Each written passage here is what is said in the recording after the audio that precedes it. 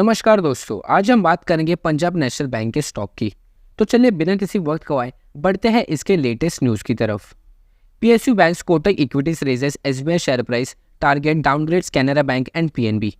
तो कोटक इक्विटीज ने PSU banks के ऊपर एक आर्टिकल रिवील किया है जहां पर वो बिल्कुल ही एसबीआई बैंक पे बुलिश है और वो कैनरा बैंक और पीएनबी को उन्होंने डाउनग्रेड किया है, यानी ये एक कंसोलिडेशन मोड में जाएगा या फिर इसमें एक सेलिंग होनी चाहिए, ये इनका दावा है।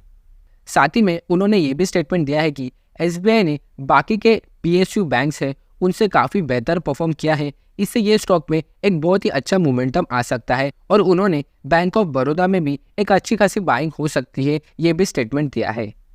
तो चलिए इस न्यूज़ को डिटेल में समझते हैं और क्या इसका असर पंजाब नेशनल बैंक के ऊपर पड़ेगा, क्या इफेक्ट पड़ सकता है इसके स्टॉक के ऊपर, ये भी हम इस वीडियो में समझेंगे।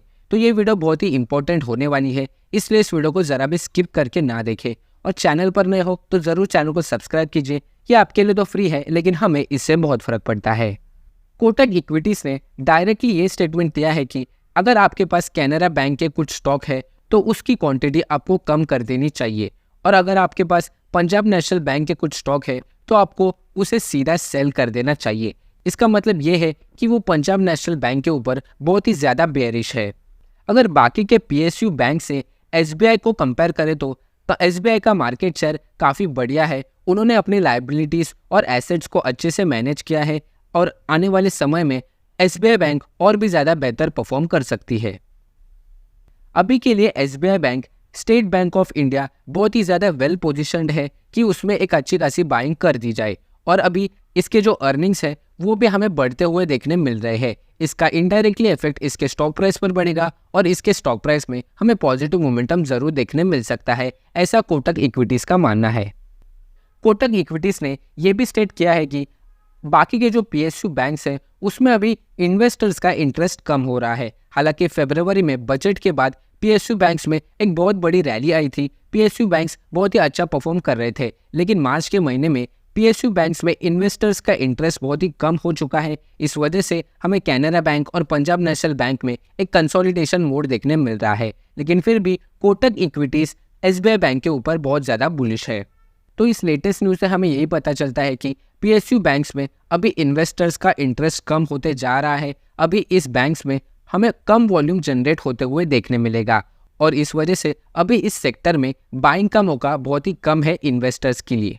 लेकिन फिर भी उन्होंने दो बैंक्स ऐसे कहे हैं जो कि है एसबीआई बैंक और बैंक ऑफ बड़ौदा, उनमें एक अच्छा खासा बुलिश मोड आ सकता है, लेकिन मुझे लगता है कि उनमें भी हमें कम ही वॉल्यूम देखने मिलेगा। बात कर लेते हैं पंजाब नेशनल बैंक के चार्ट की। अब देख सकते हो कि पिछले 6 महीने में इसने 86.72% के पॉजिटिव रिटर्न्स दिए हैं। अब देख ही सकते हो कि अक्टूबर के बाद ही एक अच्छा खासा पॉजिटिव मोमेंटम देखने मिला, लेकिन फरवरी में हमें इसमें एक रैपिड ग्रोथ देखने मिला। बिल्कुल ही एक वर्टिकल सा ग्रोथ पंजाब नेशनल बैंक में हुआ था, जिससे इन्वेस्टर्स ने काफ़ी ज़्यादा पैसे बनाए हैं। हमने इस स्टॉक को 63-64 रुपीज़ को सजेस्ट किया था और इसका टारगेट प्राइस 80 रुपीज़ का रखा था, और 80 रुपीज़ का टारगेट अचीव होने के बाद हमने ये भी कहा था कि ये प्राइस और भी ज़्यादा ऊपर जा सकता है, और ऐसे हुआ। अभी इसका प्राइस ट्रेल कर रहा है 125 रुपीज़ तक। तो ऐसे सारे स्टॉक्स इस चैनल पर आते रहते हैं, तो ज़रूर चैनल को सब्सक्राइब कीजिए और अगर वीडियो भी पसंद आ रही है वीडियो को ज़रूर लाइक कीजिए। अब अभी की बात करें तो पंजाब नेशनल बैंक में हमें इसमें एक बहुत ही ज़्यादा कंसोलिडेशन जोन देखने मिल रहा है। स्टॉक ने काफ़ी बार सपोर्ट भी फेस किया है और रेजिस्टेंस को भी फेस किया है। इस वजह से जब तक ये जोन ब्रेक नहीं होता स्टॉक प्राइस का, तब तक हमें इसमें एक बड़ा दाव देखने नहीं मिल सकता। इसके नीचे का लेवल है 118 रुपीज़ और ऊपर का लेवल है लगभग 132 रुपीज़। तो ये दो लेवल्स आप ज़रूर मार्क कर सकते हो अपने चार्ट में। और जैसे कोटक इक्विटीज़ ने कहा है कि वो अभी पंजाब नेशनल बैंक में बेयरिश है, तो अगर ये 118 रुपीज़ का सपोर्ट ब्रेक हो जाता है तो इसका अगला सपोर्ट सीधा हमें 98 रुपीज़ से लेकर 100 रुपीज़ का देखने मिलता है। बीच में पंजाब नेशनल बैंक में कोई भी सपोर्ट अभी के लिए तो नहीं है।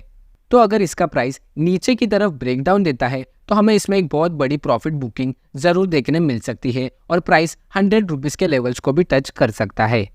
लेकिन फ्यूचर क्या होगा ये तो हम कह नहीं सकते, इलेक्शंस भी आ रहे हैं।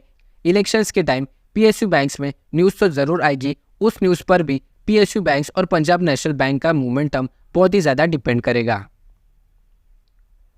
अब बढ़ लेते हैं इसके प्रोस एंड कॉन्स की तरफ। प्रोस में हमें यही देखने मिल रहा है कि कंपनी का वर्किंग कैपिटल रिक्वायरमेंट्स है वो कम हुआ है 87 डेज से लेकर 67 डेज तक। कॉन्स की बात करें तो कंपनी का जो इंटरेस्ट कवरेज रेशियो है वो बहुत ही कम है और इसका जो रिटर्न ऑन इक्विटी है सिर्फ 3.57% का है पिछले 3 सालों में। कंपनी के लायबिलिटीज भी बहुत ज़्यादा है 6,79,000 करोड़ के और कंपनी के ऊपर इंटरेस्ट कॉस्ट का भी दबाव है। अब बात कर लेते हैं इसके कॉम्पिटिटर्स की। अभी तो इसका जो सेक्टर टॉप है वो स्टेट बैंक ऑफ इंडिया है जिसका मार्केट कैप लगभग 6,90,000 करोड़ का है। अगला आता है 1,40,000 करोड़ का। तो एक नंबर पर और दूसरे नंबर पर हमें एक बहुत बड़ा डिफरेंस देखने मिलता है। क्लियरली हमें यही देखने मिलता है कि एसबीआई बैंक पीएसयू बैंक्स के सेक्टर को रूल कर रही है। पंजाब नेशनल बैंक का मार्केट कैप 1,38,000 करोड़ का है, लेकिन अगर आप इसके पीई रेशियो की बात करें तो एसबीआई का पीई रेशियो 10 का है, उसके बाद बैंक ऑफ बड़ौदा का 7 का, पंजाब नेशनल बैंक का 18 का है और आईओबी का तो पीई रेशियो बहुत ही ज़्यादा ओवर वैल्यूड है 48 का। लेकिन अगर इसके इंडस्ट्री पीई की बात करें तो वो सिर्फ 9 का है। तो हमें इससे यही देखने मिलता है कि पंजाब नेशनल बैंक का पीई रेशियो अभी के लिए तो ओवर वैल्यूड है। तो बहुत सारे फैक्टर्स यही इंडिकेट कर रहे हैं कि पंजाब नेशनल बैंक में एक कंसोलिडेशन मोड अभी के लिए या फिर एक बेयरिश जोन आ सकता है। स्टॉक प्राइस ऊपर जाना बहुत ही मुश्किल लग रहा है अभी के लिए, लेकिन फिर भी आप चार्ट को ज़रूर एनालाइज कीजिए और जो रेजिस्टेंस दिया है अगर वो रेजिस्टेंस तोड़ देता है तो प्राइस ज़रूर ऊपर जा सकता है। ये सारे फैक्टर्स जल्द ही चेंज हो सकते हैं। तो ये थी सारी इन्फॉर्मेशन पंजाब नेशनल बैंक की। वीडियो अगर अच्छी लगे तो लाइक शेयर और ज़रूर चैनल को सब्सक्राइब कीजिए। मिलते हैं अगले वीडियो में।